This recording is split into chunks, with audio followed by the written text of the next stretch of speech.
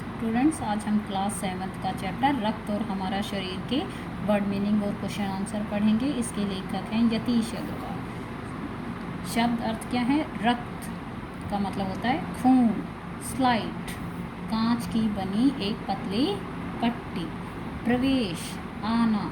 सूक्ष्मदर्शी, छोटी से छोटी वस्तु को बड़ा करके दिखाने वाला यंत्र या माइक्रोस्कोप। एनीमिया, खून की कमी। द्रव्य, तरल पदार्थ। बिंबाणु, प्लेटलेट्स कण। नष्ट, समाप्त होना। मज्जा, हड्डियों के बीच का तरल पदार्थ। दूषित, गंदा। क्वेश्चन देखिए, रक्त के बहाव को रोकने के लिए क्या करना चाहिए? रक्त के बहाव को रोकने के लिए उस स्थान पर कसकर एक साफ कपड़ा बांध देना चाहिए ताकि दबाव पड़ने से रक्त का बहना कम हो जाता है। फिर घायल व्यक्ति को जल्द ही डॉक्टर के पास ले जाना चाहिए। क्या कहते हैं? रक्त के बहाव को रोकने के लिए क्या करना चाहिए? उस जगह पर एक साफ और कसकर कपड़ा बांधना चाहिए ताकि उससे दबाव पड़े और रक्त का बहना कम हो जाए। फिर उस घायल आदमी को जल्दी से डॉक्टर के पास ले जाना चाहिए। दूसरा, खून को भानुमति का पिटारा क्यों कहा जाता है?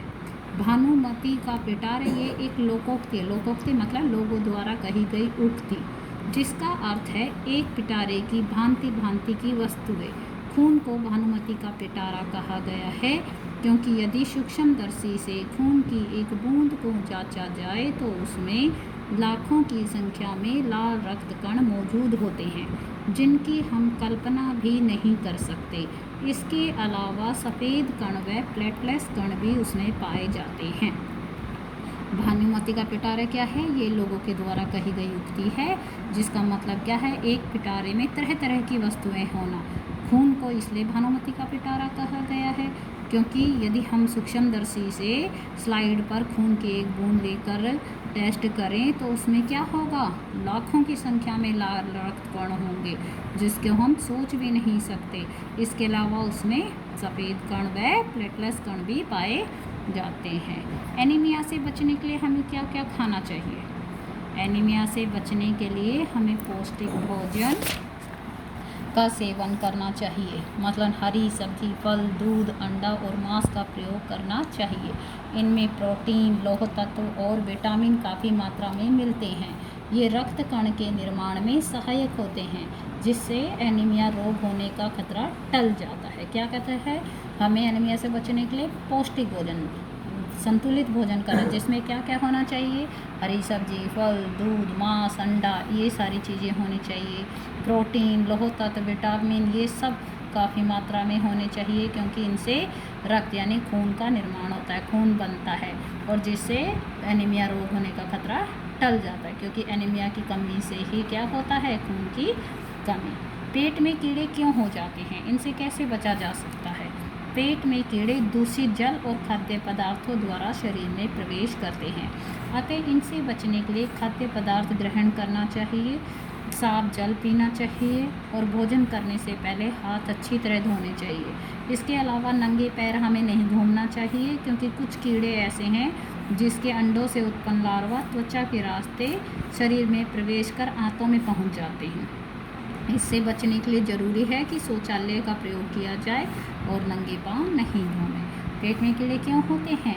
ये जो हम खाना खाते हैं खाद्य पदार्थों द्वारा या गंदे पानी पीने से होते हैं।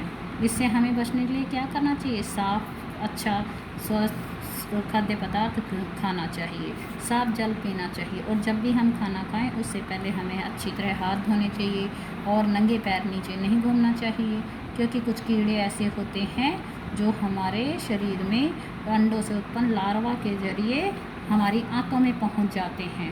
इसलिए हमें शौचालय का ही प्रयोग हमेशा करना चाहिए और नंगे पैर कभी नहीं घूमना चाहिए। रक्त के सफ़ेद कणों को वीर सिपाही क्यों कहा गया है?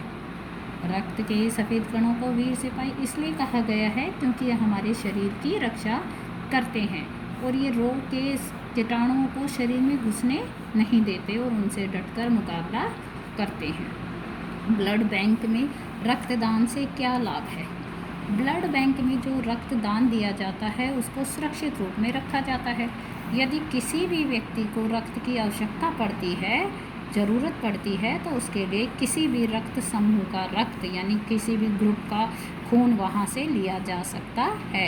इस प्रकार आपातकालीन स्थिति में ज़रूरतमंद व्यक्ति की जान बचाने में ब्लड बैंक में किया हुआ रक्तदान काम आता है। यानी इमरजेंसी में आगे किसी ज़रूरतमंद आदमी को जान बचाने के लिए ब्लड बैंक से जो रक्त होता है वो काम आ सकता है। सांस लेने पर शुद्ध वायु से जो ऑक्सीजन प्राप्त होती है उसे शरीर के हर हिस्से में कौन पहुंचाता है? सफ़ेद कण पहुंचाते हैं, लाल कण, सांस नली, फेफड़े। सांस लेने पर शुद्ध वायु से ऑक्सीजन प्राप्त होती है, उसे शरीर के हर हिस्से में लाल रक्त कण पहुंचाते हैं।